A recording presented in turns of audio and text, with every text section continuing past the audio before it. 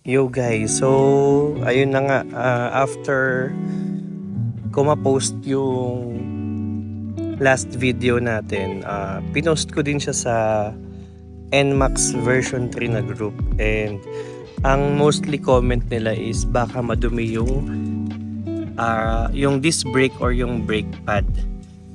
So ang ginawa natin, naghanap tayo ng panglinis ng brake pad saka nung disc brake.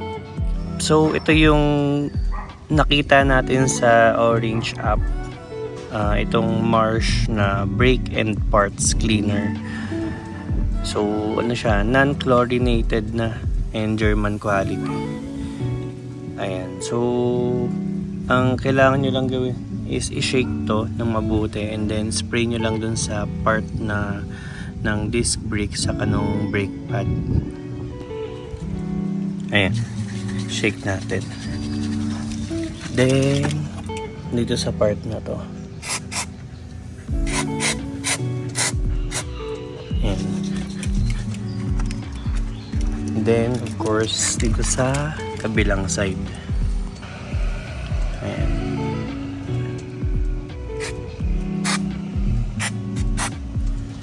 Ayan, then check natin kung mawawala yung langit-ngit niya.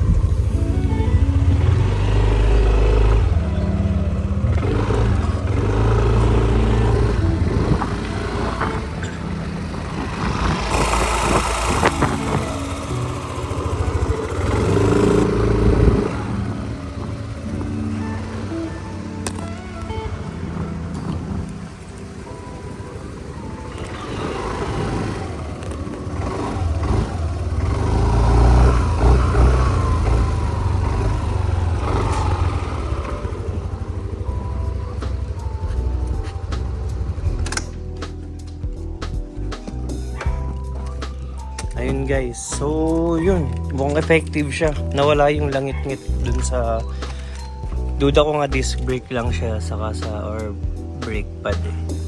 So yun, mukhang okay to. Itong panglinis ng mga parts. So yun guys, quick update lang. So yun, so don't forget to like, comment, and subscribe para updated kayo sa mga videos natin. So yun lang. Thanks.